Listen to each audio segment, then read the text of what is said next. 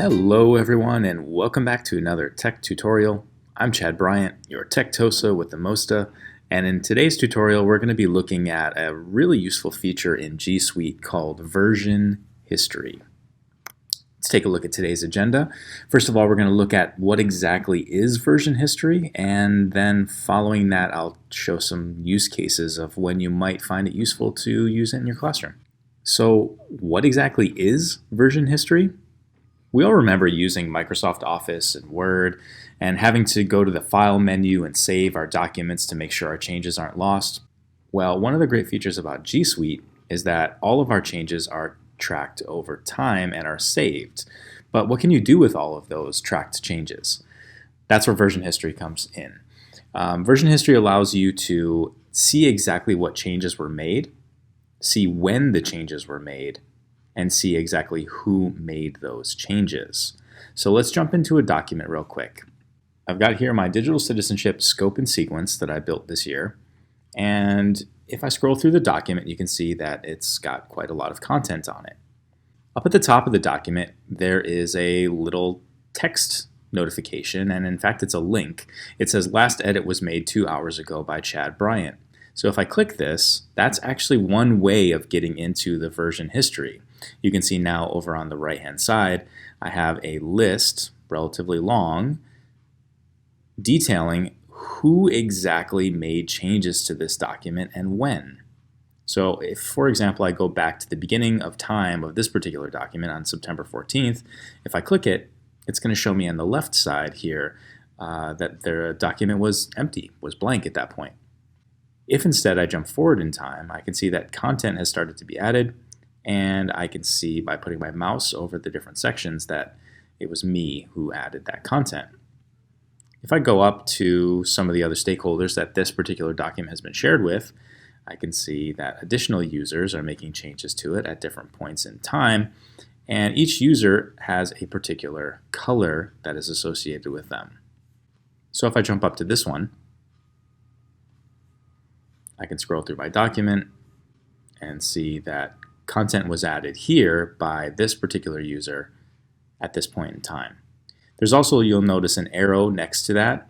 If a bunch of changes were made in a relatively short period of time, you can see that it's subdivided here, but the main ones here track major changes to the document. One additional thing you can do with version history is it will allow you to revert a document back to any period in time that it has saved in its version history. So if, for example, I wanted to revert it back to my May 17th version, I could click on Restore this version up at the top, and it will go back to the version at that point.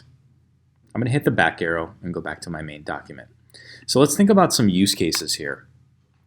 The first one is probably the most common and the most useful to you as a teacher. And I call this one the useless undo. So you may have experienced, or your students have probably experienced, working on a document and trying to undo a change that they've made to it by clicking the undo button or by going to edit, undo, and it just doesn't do anything. It's not reverting back, it's not making changes, it's not undoing what they did.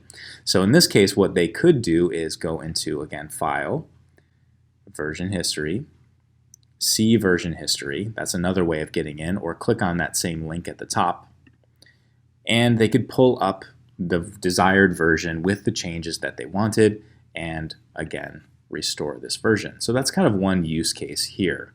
A second use case though is the misusing student.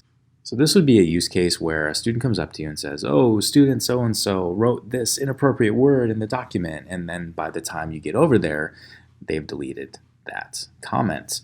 Well, what you can do is leverage that version history.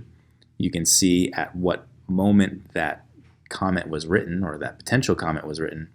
You can click on it, do that mouse over, and see exactly what they typed and when, tracked by that individual user. So you've got a little bit more accountability there. Finally, the syllabus superhero. So this is for more power users who want to track version histories. I could, if I wanted to, go into this document and let's say on May 23rd, this was a finalized version of the document. I can click on my little snowman menu here and choose name this version, and let's call this version 1.0. That's going to allow me to know that this was a finalized version. It was distributed to staff or stakeholders, and it's good to go. Then any subsequent changes, I could say up here, okay, I've made some revisions, major revisions that I want to redistribute the document. I could then rename this one version 2.0. Okay, and that kind of gives you some power to track changes again over time and name your different versions. All right. Well, that's it for today. I hope this was useful. As always, let me know if you have any questions or concerns, and happy apping.